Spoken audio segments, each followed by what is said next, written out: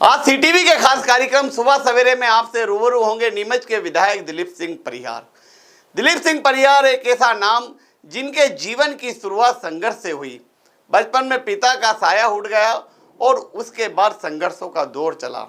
Bike पे घूमते थे, एलआईसी का काम करते थे, अखबार तक बांटे, लेकिन किस्मत चमकी तो वे नीमच के विधायक बने। सहज, सरल और ऊर्जावान व्यक्तित्व के धनी दिलीप सिंह परिहार का जीवन हमेशा निष्ठावान भाजपा कार्यकर्ता की तरह रहा। वे नीमच के विकास के लिए संकल्पित हैं। देखें सीटीवी के खास कार्यक्रम सुबह सवेरे में विधायक दिलीप सिंह परिहार।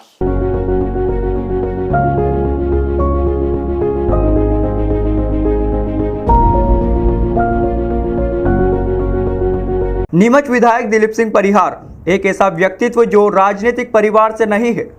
बचपन में पिता का साया उठ गया, मां ने पेंशन से पाल पोस कर बड़ा किया। बचपन से ही राष्ट्रीय स्वयंसेवक संघ आरएसएस से जुड़ गए। राष्ट्रभक्ति की भावनाओं से ओतप्रोत होकर शाखाओं में जाने लगे और फिर बजरंग दल से जुड़कर युवाओं का नेतृत्व करने लगे। जाति से राजपूत थे, इसलिए बापू की पदवी साथियों ने दी। धारा प्रवाह भाषण, तेज तर्रार युवा छवि और कट्टर हिंदुवादी नेता के रूप में उभरे तो उन्हें नीमच में बजरंगी बापू कहा जाने लगा। एलआईसी के एजेंट के रूप में दिलीप सिंह परिहार नीमच की सड़कों पर बाइक पर घूमते, लोगों का बीमा करते तो वहीं अमृत मंथन अखबार के कलेक्शन एजेंट बनकर नौकरी भी की। बचपन से जीवन का संघर्ष शुरू हुआ तो जवानी तक अनवरत चलता रहा। इसी बीच एक दौर ऐसा आया जब राष्ट्रीय स्वयंसेवक संघ ने दिलीप बापू की सेवा की ललक को पहचाना और वर्ष 2003 में नीमच विधानसभा का उम्मीदवार बना दिया। चुनाव में लड़ना था, जेब में रुपए नहीं थे। ऐसे में दिलीप बापू को जनता ने भरपूर प्यार दिया, नोट भी दिए और वोट भी दिए। नीमच में वे पहले ऐसे उम्मीदवार थे जो 20,000 वोटों से जीते। अब लगातार तीसरी बार विधानसभा का चुनाव जीतकर आए हैं। इस बार मंत्री नहीं बने, कोई मलाल नहीं, बस एक ही लक्ष्य, जनता की सेवा और शहर का विकास। मिलिए सीटीवी के खास कार्यक्रम सुबह सवेरे में नीमच विधायक दिलीप सिंह परिहार से एडिटर राकेश सोन के साथ।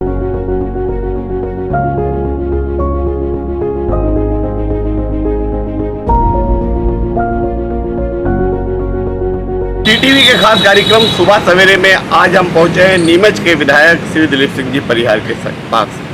दिलीप सिंह जी यहाँ नीमच के मुख्य चौराहे पर स्थित सरकारी बंगले में रहते हैं और वे तीसरी बार विधायक चुने गए हैं। लगातार उनकी लोकप्रियता यह है कि हर बार उनके विरोधी मुखर होते हैं, लेकिन जनता का प्यार उन्हें जिता देता है। नीमच को विकास की पटरी पर ले जाने के लिए वे लगातार प्रयास कर रहे हैं।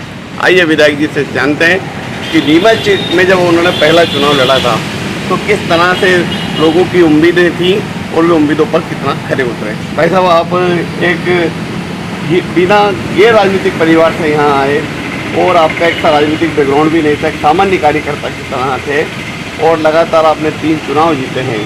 पहले चुनाव में बड़ा ही दिक्कत वाला मामला था क्योंकि आप गैर राजनीतिक परिवार थे और आज जब आप राजनीतिक में परिपक्व हो गए तो उसमें और आज में कितना अंतर है?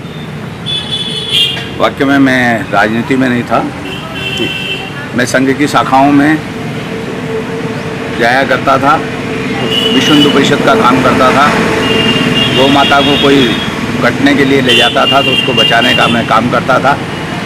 और फिर प्रभु श्री राम का आंदोलन चला तो राम जन्मभूमि आंदोलन में मैं माननीय अशोक जी सिंहल जी, हमारे गुलाब चंद जी खंडेलवाल, जयभान सिंह जी पविया, दिलीप सिंह जोदेव, उमा जी भारती, साध्वी रितंबरा जी और इन लोगों के साथ में इन लोगों ने मुझे तराशने का काम किया।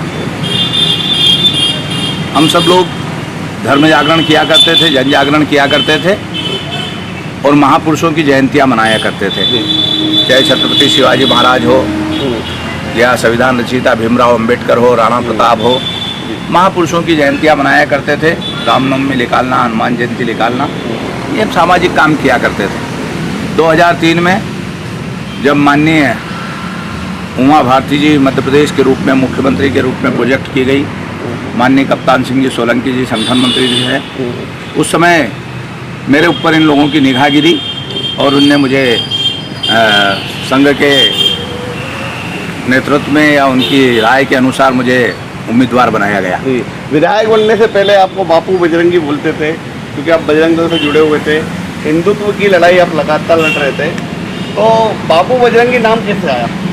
नहीं, मुझे बापू बापू करके नीमच सिटी में पुकारते थे।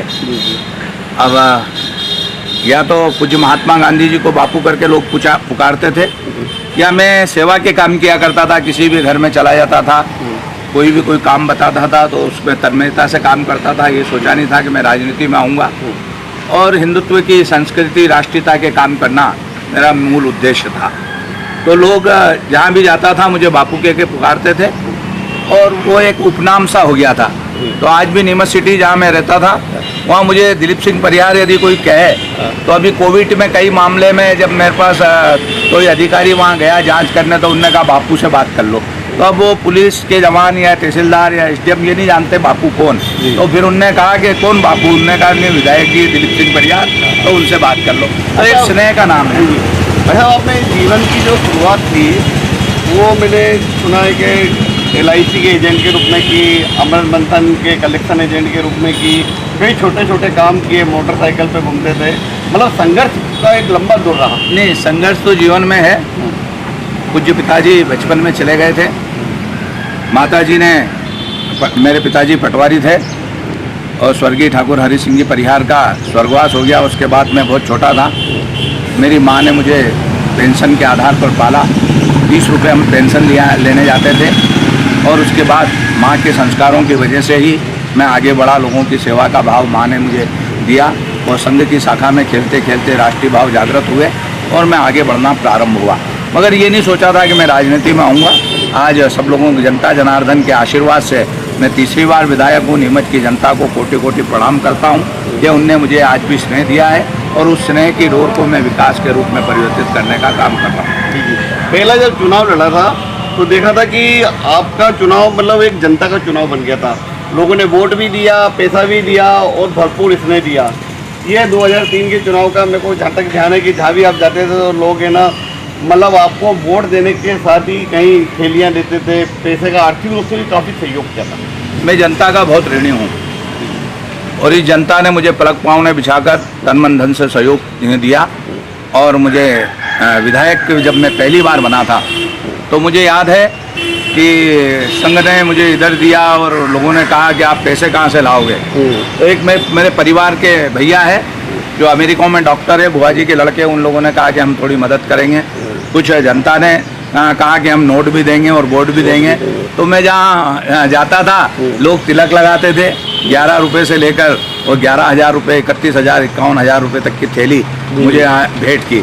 और उन परिवारों ने जिनने मुझे सहयोग दिया, आज भी उन्हें मैं नमन करता हूँ, उनका सम्मान करता हूँ। उनके कोई भी काम होता है तो मैं जनता के साथ सबके काम करने का प्रयत्न करता हूँ। और हम देखते हैं कि जब भी हम पहले भी जब आंदोलन में जाते थे या राष्ट्रीय पर्व मनाते थे राम जन्मभूमि का, तो उस समय शिला पूजन के लिए भी जाते थे, तो लोग हमें 1.25 रुपया देते थे, 5.25 रुपया देते थे।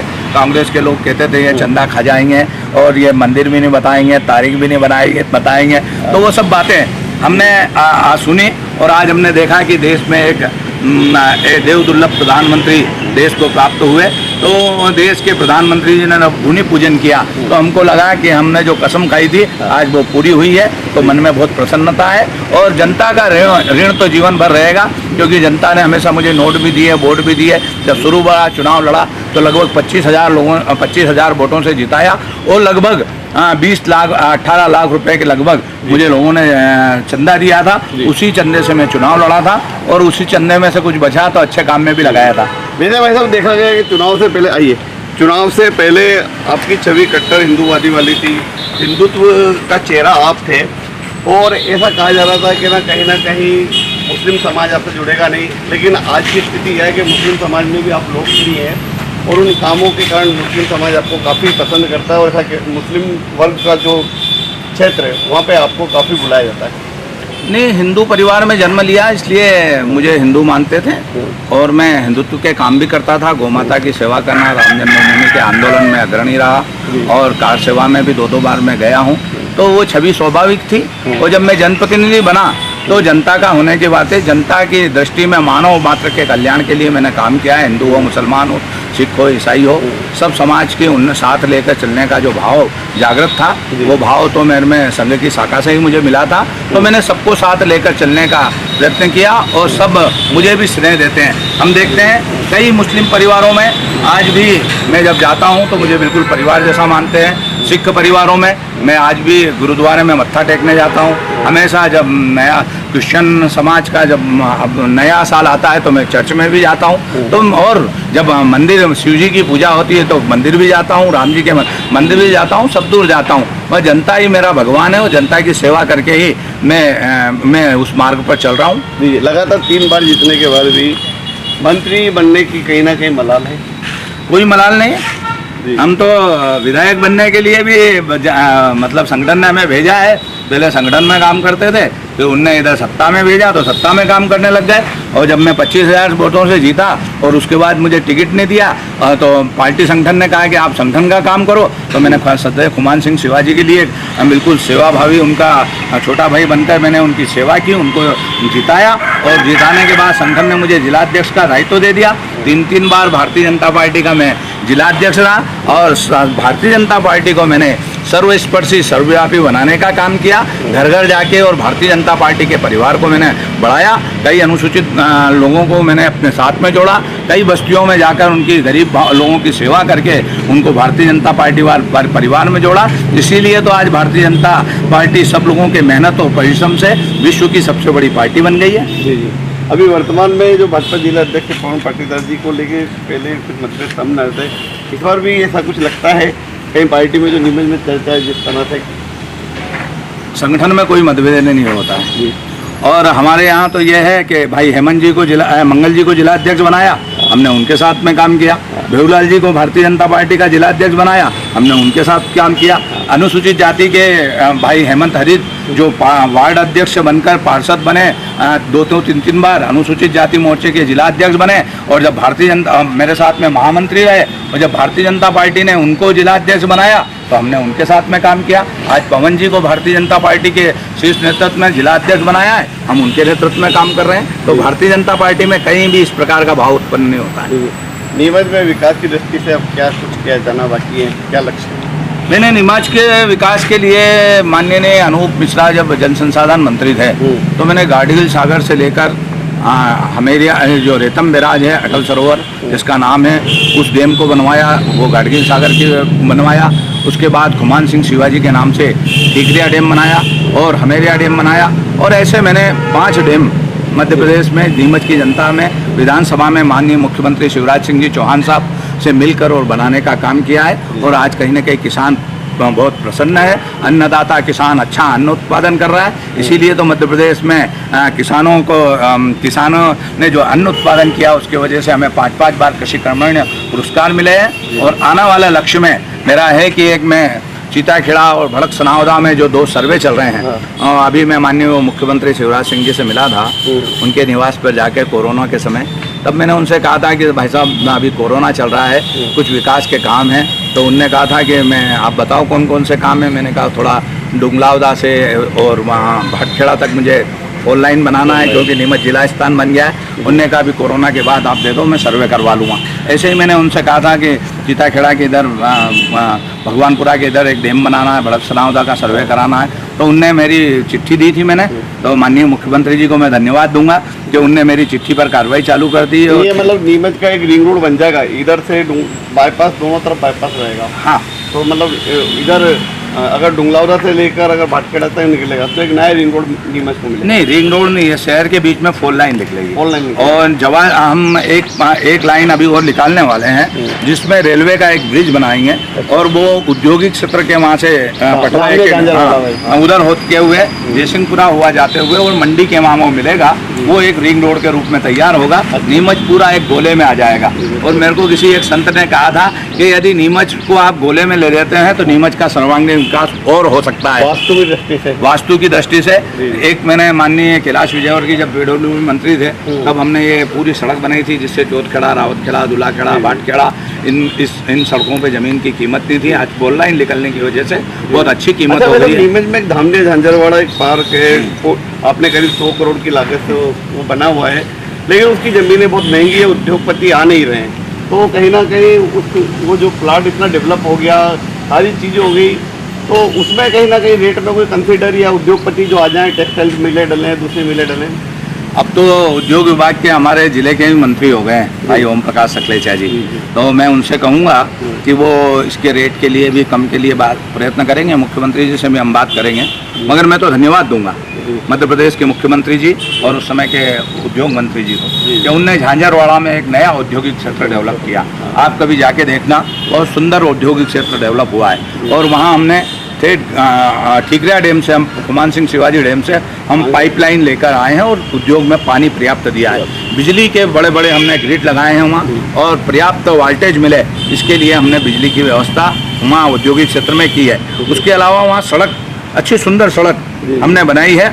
और मैं आपको खुशी की बात ये बता दूं कि अभी हमारे यहाँ 10 जो बड़े बड़े इंडस्ट्रीज लगाने वाले हैं, उन लोगों ने उसमें ऑनलाइन पंजीयन हो रहा है, उनने पंजीयन करा दिया है। निश्चित ही उद्योग वहाँ लगेंगे। और मैं तो नीमच की जनता से भी अपील करूँगा कि औद्योगिक क्षेत्र का एक पूरा सर्वांगीण विकास वाला औद्योगिक क्षेत्र नीमच में है। ऑनलाइन कोई भी बेरोजगार उसमें रजिस्ट्रेशन करा सकता है। देश के प्रधानमंत्री जी 10 लाख से लेकर 5 करोड़ रुपए तक के लोन दे रहे हैं। और हमारे लघु और बड़े उद्योग मंत्री माननीय ओम प्रकाश सकलेचा जी ने लोगों से अपील की है। तो औद्योगिक क्षेत्र विकसित औद्योगिक क्षेत्र है, उसमें कोई भी अपना प्लाट ले सकता है, अपना उद्योग लगा सकता है। और अभी कोरोना के समय में तो नौजवानों से अपील करूंगा कि जो विकसित औद्योगिक क्षेत्र है उसमें वो आए और उद्योग ऑनलाइन अपना रजिस्ट्रेशन कराए और औद्योगिक भूखंड रिजर्व कराए, लोन लेकर अपना उद्योग लगाए, नौकरी के पीछे नहीं भागे, 10 लोगों को नौकरी पर रखने का काम करें। जी भाई साहब, एक सेंट्रल से जुड़ा हुआ इशू है, सीसीआई प्लांट और एक ओपियम प्लांट बिल्कुल खत्म होता जा रहा है और सीसीआई प्लांट सालों से बंद है।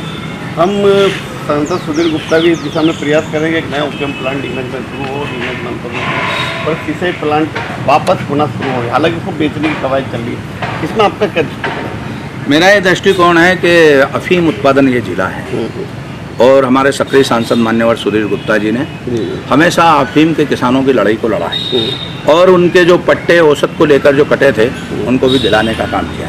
यही नहीं, हमारे जीरन जैसी तहसील में कभी पट्टे नहीं मिलते थे, जो कटे हुए वर्षों से पट्टे थे किसी केस की वजह से, उनने वापस चालू कराने का काम किया। यही नहीं, शिव प्रताप सिंह जी जो राज्य मंत्री थे उस समय, उनको हम नीमच लेकर आए थे और नीमच जब लेकर आए थे तो हम माननीय सांसद जी मेरे वो आवास पे भी आए थे। तो हमने एक और शिफ्टिंग के लिए अफीम फैक्ट्री के विकास के लिए बात की थी। और अभी हमारा सुधीर जी माननीय सांसद है, वो केंद्र में लगे रहते हैं कि इसका किस प्रकार से और डेवलपमेंट हो। वो तो स्वाभाविक है कि अफीम फैक्ट्री होने की वजह से यहाँ नीमच की एक पहचान है और किसानों को उसका लाभ भी मिल रहा है। और आने वाले समय में यदि अफीम की पैदावार जारी रही तो हम इसको और बढ़ाने की काम करेंगे। दूसरी शिफ्ट में भी ये नया चालू हो जाए जिससे कि लोगों को, बेरोजगारों को और रोजगार मिल सके। कि आपने सुबह सवेरा कार्यक्रम में मेरे निवास पे आए और अब मुझे अवसर दिया, मैं इसके लिए आपको धन्यवाद देता हूँ। जनता से भी ये निवेदन करूँगा, कोरोना जैसा संक्रमण चल रहा है, उस संक्रमण से बचने के लिए वो कम से कम 2 गज दूरी रखे और सैनिटाइज का प्रयोग करें और भीड़ भाड़ वाले इलाके में नहीं जाए। क्योंकि कल ही मैंने अपने कोरोना का टेस्ट कराया, क्योंकि अभी हम देखते हैं कि लोकतंत्र के सबसे बड़े मंदिर में लोकसभा में कई सांसद 25, 26, 27 सांसद कोरोना पॉजिटिव आए, कई विधायक और कई मंत्री भाई हमारे पॉजिटिव आए। तो कल ही हमारे जिला संभाग से कमिश्नर का फ़ोन आया था कलेक्टर के पास और मैंने खुद ने स्वास्थ्य विभाग के लोगों को बुलाकर उन्होंने कहा कि आप अपना टेस्ट कराएं। तो मैंने अपना कोरोना टेस्ट कराया है, मैं नेगेटिव आया हूँ। इसके लिए भी मैं धन्यवाद देता हूँ और सबसे ये कहूँगा कि सब नेगेटिव ही बने रहे, क्योंकि पॉजिटिव बनने की इसमें कोरोना में आवश्यकता नहीं है। हम हमारी सोच जरूर पॉजिटिव रखें और कोरोना से हम सब लोग बचें। एक न एक दिन हम सब लोग मिलकर कोरोना पे विजयश्री प्राप्त करेंगे और वापस विकास की राह पर चलेंगे। नरेंद्र मोदी जी जैसे देश के देवदुर्लभ प्रधानमंत्री हमें मिले हैं, उनकी सोच, उनकी विकासवादी सोच के आधार पर हमारा देश दिन दुनी रात चौगुनी तरक्की करता हुआ बढ़ रहा है। वापस भारत देश विश्व गुरु के स्थान पर स्थापित हो, ऐसी कामना करता हूँ। बहुत बहुत धन्यवाद आपको, बहुत बहुत शुक्रिया।